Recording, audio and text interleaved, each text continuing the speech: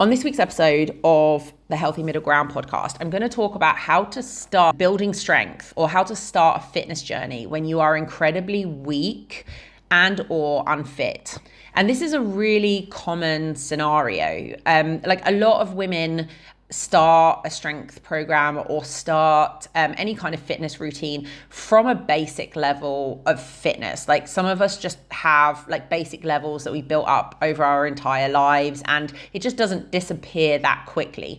But for a lot of women, especially during and after the like pregnancy or the postpartum period, starting is incredibly hard because we're starting from such a low level of strength, such a low level of muscle mass, such a low level of fitness. And I've been a fitness trainer for over a decade now, and I've seen everything. I've worked with women high strength levels or who have maintained very high strength and fitness levels throughout their lifetime. And I've seen women who are incredibly weak and starting completely from scratch for a whole bunch of reasons. Maybe they've just never done exercise in their entire lives. But often it's just due to like multiple pregnancies and just losing.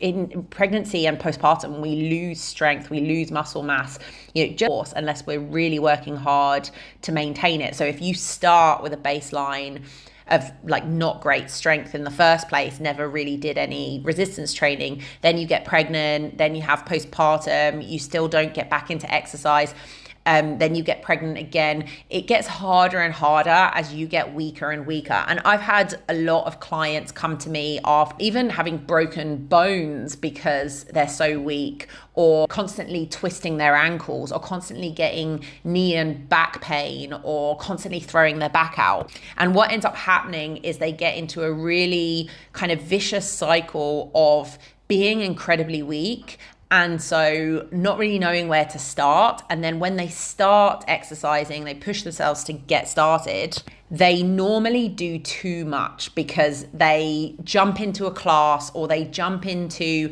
an exercise video that is not aimed at their specific level. They do too much, they get incredibly sore, or they throw their back out, or they hurt themselves. And then they feel even worse, like, I can't even do that. It sort of puts them off doing exercise for a while longer. They continue getting weaker and the cycle continues. And this is a really common cycle of inactivity leading to weakness, and then that weakness leading to injury, that injury leading to fear of movement, which then leads you to be even less active, and obviously the cycle continues. And breaking that cycle is really hard, but it is possible. And this podcast episode was inspired by a question that I got over Instagram this week. And it's a very specific scenario. So this woman messaged me saying she's pregnant with baby number 2 and suffering with HG, which is I never know how to say it because everyone just says HG, but hyperemesis gravidarum, where it's not just morning sickness, right? It's extreme sickness. She was actually she was unable to keep anything down. She was bedbound from about week 9 to week 19. So for 10 weeks, completely bedbound. Not able to keep anything down, lost nearly 8 kilograms at one point, completely inactive for 10 weeks, and probably just hardly keeping any calories down whatsoever. Probably lost a lot of lean tissue as well. And just that inactivity, you lose fitness, you lose strength. And now she's feeling better. She's a bit more active again, but she's got hip pain and also feels like she's lost her stamina, and she's completely out of breath going up the stairs to the point where she started having panic attacks because she can't breathe properly. She's doing prenatal yoga, but also feeling really out of breath and getting really panicky feelings just from doing child's pose and really simple movements. And so she's wondering how she can even start to build strength and muscle again. So I'm going to focus in on this specific example. I know this is a very specific kind of case, but I think a lot of women find themselves in this kind of position. I certainly felt this way after an emergency C-section with my first. My fitness was completely floored. I was unable to move for 3 or 4 weeks. I was very, very, very inactive, healing from surgery. And when I did start to get back into things, I was really surprised by how little I could do. But I've also seen this in women who've had operations. I saw someone specifically a few years ago who had had a lot of abdominal surgery, and so was really gone from being really, really active to feeling like she can't do anything. Every time she did a workout, she was so sore and like ended up injuring herself that then she felt like she couldn't go back into a workout. I've seen women who have had car accidents and then also a lot of like associated trauma around their body. And I've also just seen women after like multiple pregnancies, like 5-6 pregnancies, and feeling like every time I do a workout, I just feel so like out of breath. I feel so sore afterwards that I can't move for a week, and I just feel stuck in this cycle. So I'm going to focus on this really specific example, but I think, you know, a lot of women do experience this at some point during pregnancy, postpartum, for a whole bunch of reasons. So the tips that I'm going to give you are going to apply to all of those scenarios. The first sort of tip I would give you, or the first area that I would recommend focusing on, and if you know me at all at this point, you'll know that this is a common theme, but it's mindset. And I know it sounds a bit like wishy-washy, woo-woo, but almost always our thoughts around this, wherever we're at, are usually messing us up more than the physical state itself. So the main thing that you have to get over, the main obstacle you have to get over, is that you have to start where you're actually at right now. And that involves radical acceptance of your current condition and your current state. And that can be the hardest thing to overcome, because trust me, I've been there. I was doing CrossFit 4 times a week before I got pregnant with my first. And within the first trimester, I was completely floored. I couldn't lift more than 5 kilograms in my whole pregnancy. Then I had an emergency C-section and couldn't move for weeks. And when I came back to exercise, I was so shocked at how weak I was and how bad I felt and how hard it was to get back into fitness. But you don't have a choice, right? You cannot start from somewhere that you're not. So what most women do in this scenario is they make it worse by shoulding all over themselves. They're like, I should be here. I shouldn't be this weak. I should be able to do X. And the reality is it doesn't matter what you should or shouldn't be able to do. You can't do it right now. So unless you really open your eyes and fully accept exactly where you are, you cannot progress and you cannot get better, because you can't progress from where you're not. You can't start from where you're not, right? It sounds obvious, but if you are trying to start 10 steps ahead of where you actually are, you will not get better. All you will do is you will overstretch, do too much in your training session, and feel absolute crap. You might hurt yourself, and then you'll just feel in this constant cycle of frustration that like, I should be here and this shouldn't be so hard, so I should be able to do this.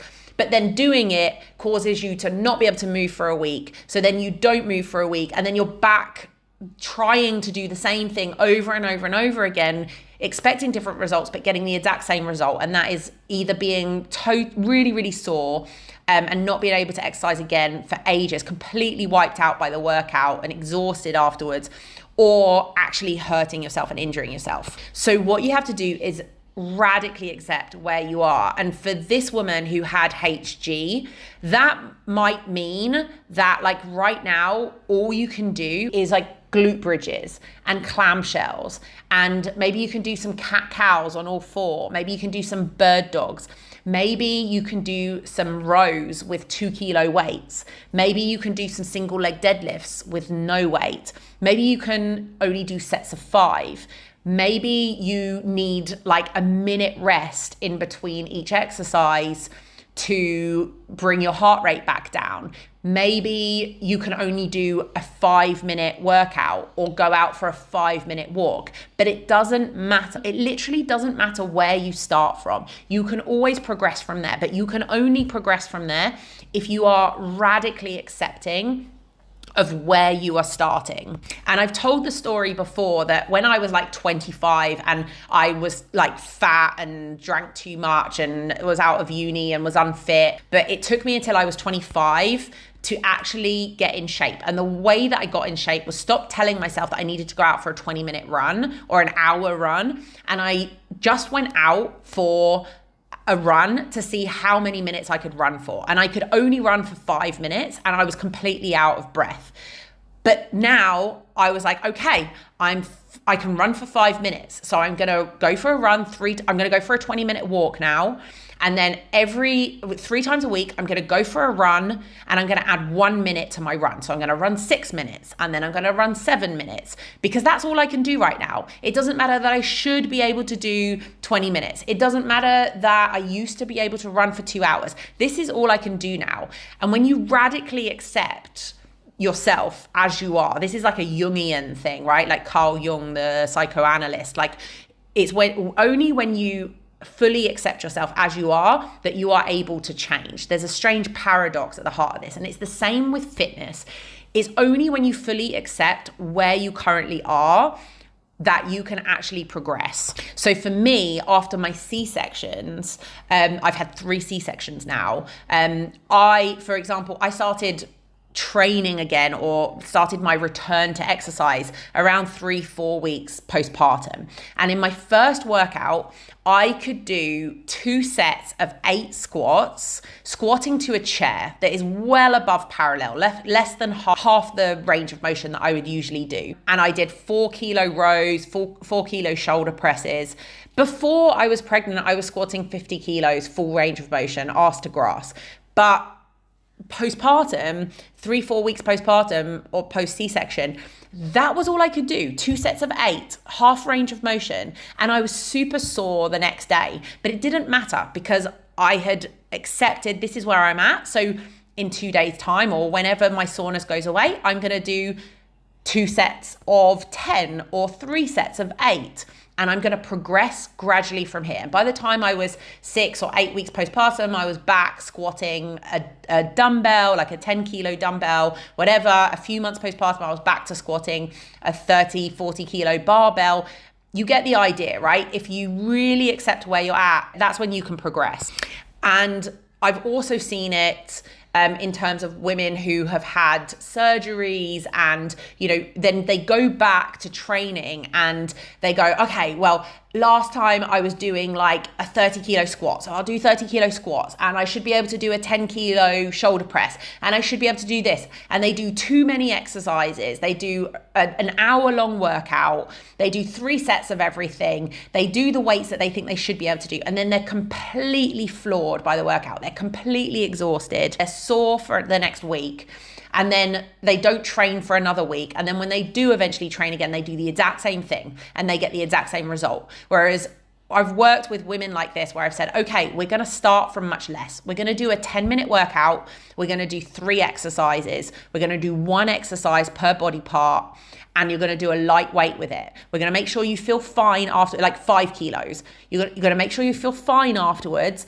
And then if you feel fine afterwards, then we can talk about adding very small amounts from there. And in a few months, you will be doing an hour workout, but you can't start from there because you're not there yet. And this applies as well if you've had multiple pregnancies, just never prioritize lifting weights. I've seen a lot of women who come to me who have just done, for the past year, they've just done 4 kilos, 5 kilos, 4 kilos, 5 kilos, 6 kilos, 3 kilos, 4 kilos, 5 kilos.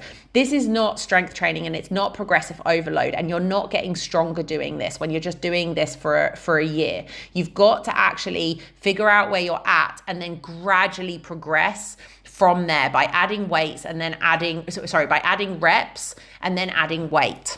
But you cannot do that if you do not accept where you're actually at. And this is particularly hard for women who were previously very fit. So when I was doing my training to be a pre and postnatal exercise specialist, this was before I had had kids, there was a woman sitting there and she was pregnant, and she said to me, like, listen, you don't understand how hard it is. I was squatting 70 kilos before I was pregnant, and now I can't squat anything. And I sort of like pried a little bit and was like, okay, like, have you tried squatting like an empty barbell? And she's like, why would I squat an empty barbell? It doesn't do anything. I was squatting 70 kilos before. And so she had gotten through like 8 months of pregnancy, and she hadn't bothered doing anything because for her standards were so high that, like, I have to be doing at least 70 kilos, otherwise there's no point. But the reality is she might have been able to do 50 kilo squats, but she might have only been able to do a squat with an empty barbell, which would be 15 or 20 kilos. And you know what? She might have only been able to do squats with no weight, but that would have been better than doing nothing. But because her standards were so high, it was like, well, I might as well just do nothing instead, because squatting with no weight doesn't do anything. And it's very hard to get women who are already very, very strong and who already lift weights to get into that mindset of like, you are not able to do what you did beforehand. So just modify and do what you can do now, even if that seems really, really little. But a lot of women who are, who think of themselves as being strong and fit, they don't do that. And then if they don't train at all during their pregnancy, guess what? Postpartum, they think it's fine. Like 6 weeks postpartum, I'll start lifting weights again. But now they haven't lifted weights for nearly a year, and they've lost a lot of strength and muscle mass. So that 70 kilo squat is still going to be completely unattainable for them. Whereas like, this is the second piece of like mindset that you have to get your head around, is like, number one, start where you're actually at and radical acceptance of that. And number two is radically drop your expectations, right? If no matter what you were doing before pregnancy, you've got to reassess where you're at right now. And that's even if you don't have HG, even if you don't have debilitating morning sickness, you've got to be able to reassess and do what you can do now. But in all three of my pregnancies, I had the most horrendous morning sickness for about the first 16 weeks. It got better after that. I was still nauseous, but it was like better after that. And I was so fatigued and so tired that I went from like overnight, I was no longer able to run. I was no longer able to lift weights, but I still showed up and I did something. I still walked when I couldn't run. I still did some air squats when I just couldn't face putting a barbell on my back or holding a dumbbell. I did 4 kilo shoulder presses when before I was pressing 35 kilos overhead. Like, it's a superpower to be able to adjust your expectations and just do what you can do now and not beat yourself up for it and not should all over yourself and say, oh, like, I should be able to do this and because that just ends up you being frustrated.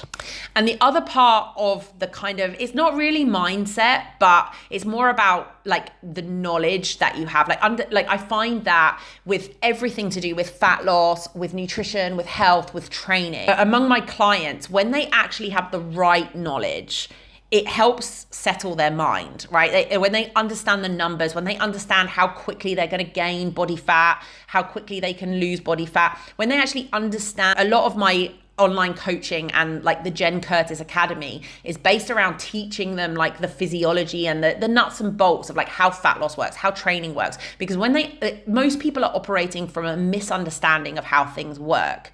So getting that right information can help you go, oh, okay, this is how it works, and can help you just sort of do it rather than if you think it works in a different way. People often say, people say there's no point doing cardio for less than 20 minutes because it doesn't do anything. Of course it does something. It does precisely 20 minutes more than 0 minutes, right? It's not like there's a certain cut-off point. So if you do 5 minutes, that's exactly 5 minutes of cardio more than 0, right? Everything does something. So just having that right piece of information, that can be very empowering. If you are somebody who can only do 5 minutes of walking or running because you're so unfit, right? It is not empowering to think, oh, I've got to do 20 minutes, otherwise there's no point. That's not an empowering piece of information. Knowing that 5 minutes still does something. If that's difficult for you, then it still does something. And then that's actually empowering, because that makes you feel like, okay, I'm doing something towards, I'm taking a step towards my health and fitness goals. And then I can do 6 minutes, then I can do 7 minutes, right? That's empowering. Is sometimes lowering expectations and lowering the bar is empowering. But this is where, like, so very specifically to this pregnancy scenario and what this woman is reporting. So she's saying she's very out of breath from very simple things like going up the stairs or even sort of getting into child's pose when doing yoga.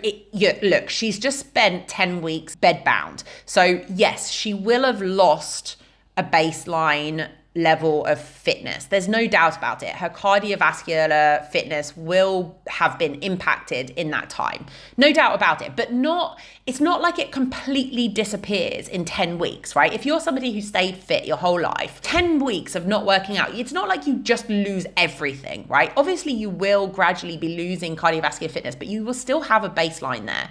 But what she's misinterpreting here, and what's important for any pregnant woman to understand, is a concept called underfill. So what happens in the early weeks of pregnancy, right after conception, is the smooth muscle in your body dilates. And you have a lot of smooth muscle in the lining of your blood vessels. So your blood vessels all dilate a lot. This creates a lot more space inside your cardiovascular system, but you still have the same amount of blood in your cardiovascular system, about 4 liters. But now you've got a lot more space. So it's kind of like, imagine like you've got a 3-lane highway and then they build another 3 lanes. You got the same amount of cars. It's more spread out, right? So what happens is your blood pressure drops because now there's the same amount of volume in your cardiovascular system, but more space for it. So blood pressure drops.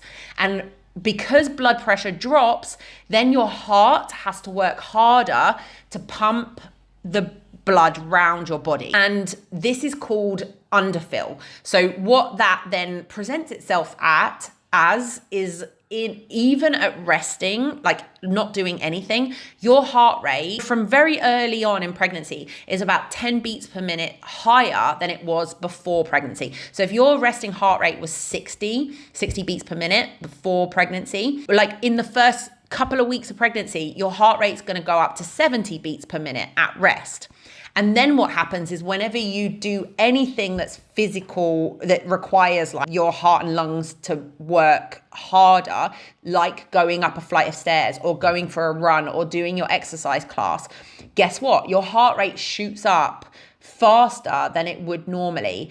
And you feel very out of breath because your heart and lungs have to work harder to raise your blood pressure and to get the blood pumping around your cardiovascular system. This phenomenon is called underfill, and it results in a higher resting heart rate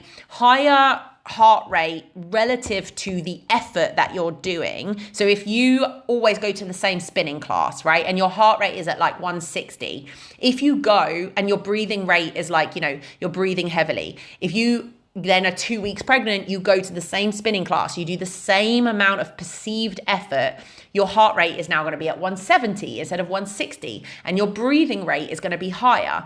And what most pregnant women do, especially if they're continuing to do the exercise that they did before pregnancy, is they interpret it as, oh my God, I'm only 2 weeks pregnant or 4 weeks pregnant or 8 weeks pregnant and I've lost all my fitness. I was doing this before, I'm doing the same amount of effort now and I'm really out of breath. That means I've lost all my fitness. It does not mean you've lost your fitness. It just means that you are experiencing underfill. This is completely normal, and even very fit women report feeling completely winded and out of breath by just going up the stairs or just, walking briskly and things like that. So again, it's like about having an understanding of the physiology behind it, because then what you can say is, okay, I'm pregnant, I'm in the early days, But the reason why I'm so out of breath is because of this underfill. It's fine. And what you need to do is just adjust your effort level so that you have the same kind of heart rate and breathing rate. So I might work a little less hard so that my heart rate is at 160, but that means I have to work less hard to get there. You still are getting the same cardiovascular stimulus. But in this case, she's interpreting it as, I'm so out of breath because I've lost so much fitness. This is such a terrible thing. And now she's ending up with panic attacks because she's misinterpreting her body's feedback. So being armed with the right information is so empowering for these sorts of scenarios. Okay, so we talked about mindset and then understanding physiology. So then okay, what do you actually do? So number 2 is a self-assessment of what you can actually do, what you are actually able to do. And I would start in this particular scenario, right, of this woman who has had HG and is now feeling really, really flawed. Let's just lower the bar, right? Really lower our expectations and just see what can we do. So in terms of cardiovascular exercise, can you walk for 5 minutes? If you can walk for 5 minutes, great. Let's start there, right? When I was postpartum with my first, after a week, I went out for a 6-minute walk and that was it, right? A 6-minute walk. I came back and I said, tomorrow, I'm going to see if I can do 7 minutes. Then the next day, I'm going to, albeit it wasn't because of my fitness levels, it was because of my scar hurting, but it's the same basic thing, right? If you can walk for 10 minutes or 15 minutes, fantastic. But if you can only walk for 5 minutes, it's fine as long as you then are consistent afterwards, right? We'll get to the consistency and the progression. But first of all, you need to assess where you're at right now, okay? Not where you would like to be, not where you think you should be, but where you're at right now. So in terms of cardiovascular exercise, let's say you can only walk for 5 minutes. Okay, that's what you can do. In terms of mobility, right? Because I like to do mobility before strength. Maybe you can only do some cat-cows. Maybe downward facing dogs and upward facing dogs and squats are too much right now, right? Maybe you can only do some very, very, very gentle mobility work and stretch out your hamstrings and that kind of thing. And then moving on to the strength, it might be that you can do, let's say, can you do 10 glute bridges? Okay, cool. We write that down. And then let's try something else that's easy, like a bird dog, where you're on all fours and you're reaching your arm and opposite leg up. Let's say we can do 10 of those. Great. Then maybe let's do a clamshell and lie on our side and do 10 clamshells. Then maybe, okay, let's take a 2-kilo dumbbell and I'm going to do 10 rows, bent over rows, holding onto a chair. Okay, I can do that. Great, write that down. Can I do 10 shoulder presses with that 2-kilo dumbbell? Write that down. It literally doesn't matter where you're starting from. You've got to do that assessment. Okay, this is where I'm at. And that's when then the radical acceptance comes in. Okay, this is it, right? This is where I'm at right now. It doesn't mean that's where I'm going to be for the rest of my life, but this is where I'm at. Once you've figured that out, the where you're actually at, done the assessment, right? Worked on your mindset, you're okay with that. Then the third stage of this process is consistency, right? You need to show up consistently and do this. Well, that usually depends on how much time you have available. I have most of my clients doing a twice a week training program. But if volume is very, very low, so if you can only manage that 5-10 minute workout that I mentioned before, then more frequency might be more beneficial. But it doesn't matter. Even if you could only do this once or twice a week, as long as you show up consistently, obviously there's a certain point. If you're doing it once every 3 weeks, you're not going to improve at all. So you probably need to be doing a minimum of twice a week. But if it's a very, very low volume, ideally maybe 3 or 4 times a week if you can, and if you have more time, and just being consistent with it and just doing it. You can also have minimum and maximum goals and say, okay, on a good week, I'm going to try and do this 4 times. On a bad week, I'm going to do it a minimum of twice. It's about showing up consistently and doing it every week. Okay. And then step 4 is progressive overload. Okay. So you cannot progressively overload if you're not being consistent. These things build on each other, and you cannot be consistent if you are not correctly assessing your level off the bat, right? If you are doing what like I described earlier, one of my clients was doing, where she was smashing herself to pieces every session because that's what she used to be able to do, and not taking into account what her actual level is now, she will not be consistent because she will only show up once a month to do this. And all she'll do is be in a cycle of smashing herself to pieces, doing way too much for her current level, and then feeling sore for a week and then dreading it for the next 3 weeks until she forces herself to do it again. If you are trying to do something that is too difficult for your current fitness level, you will not be able to be consistent. If you're sore and can't get off the toilet for 6 days, you are not going to be able to be consistent enough to be able to progress. Okay, so these things all build on each other. And as a coach, this is also my process, right? So I do an assessment of someone's strength levels, of someone's fitness levels. I have to get that right. And then I have to write a program that suits their strength levels. And some people might be squatting 50 kilos, and some people might be just doing an air squat half range of motion, right? It doesn't matter. If I give the person who can only squat their body, like not with any external weight added, and do an air squat, if I give them weight, they are not going to be able to be consistent or progress from there because it is not their current level.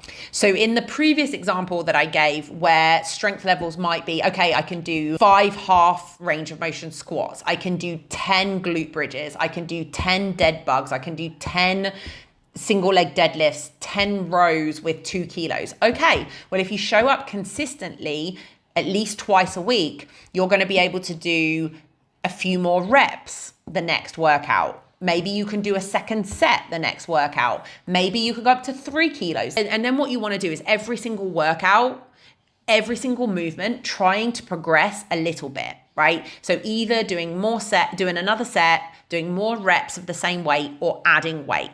Or adding range of motion. So if you're doing a half range of motion squat, adding a deeper squat is going to make it harder.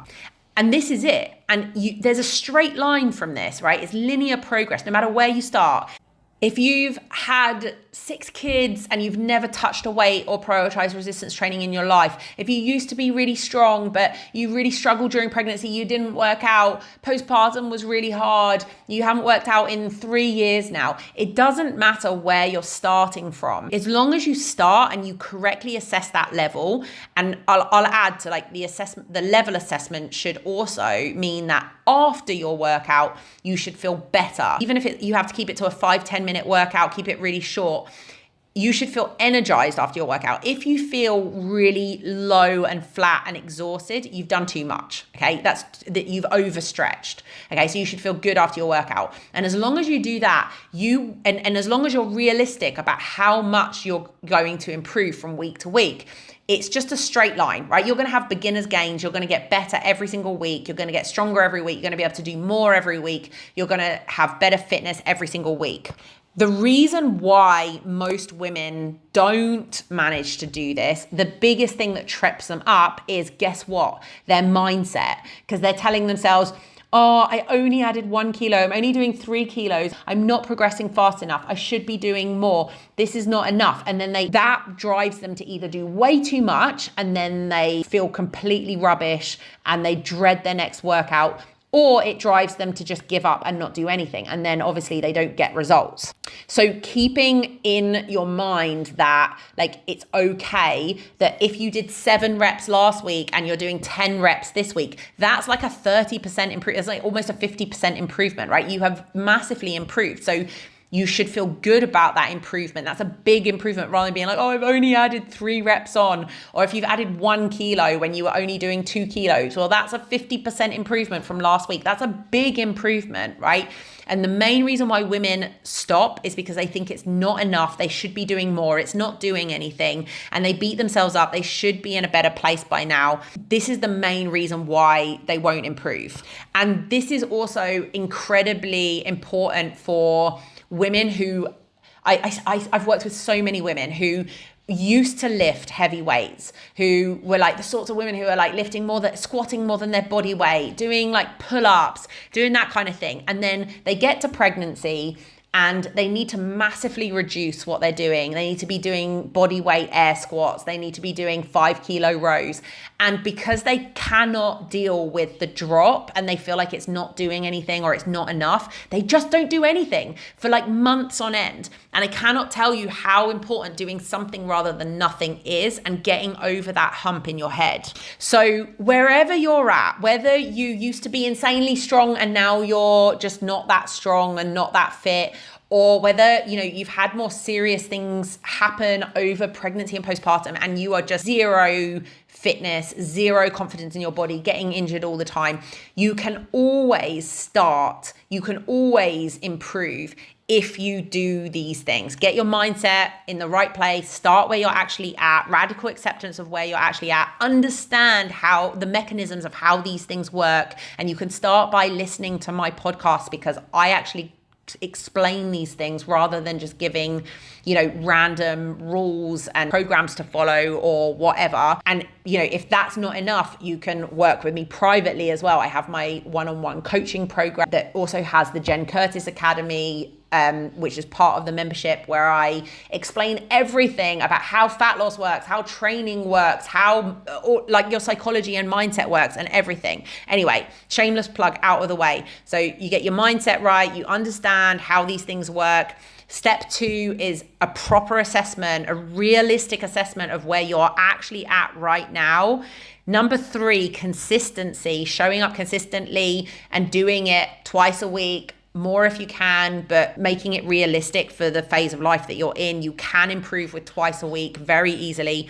And number 4, progressive overload, gradually increasing the reps, the sets, the weight, or if it's cardiovascular fitness, increasing the time you're doing it. So if you're walking for another minute. If you're running a little bit, it's increasing the intensity, increasing the time running, that kind of thing. And the big message of this podcast episode is it's mainly about your mindset. It's mainly just about accepting where you're at, even if you don't like it, and then building from there, and that you can't build from where you're not, and where the vast majority of women are trying to build fitness, build strength from where they are not. And this is an impossible task.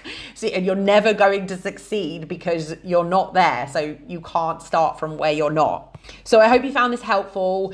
If you are postpartum, if you're pregnant and you're struggling with this, tell me in the comment below. I'd love to hear your story and if you manage to implement my strategies here. And if you have a friend who is struggling with this, please send her this podcast episode. Please subscribe to my YouTube channel, to Spotify, wherever you're listening. It really, really helps me reach more women and grow the show.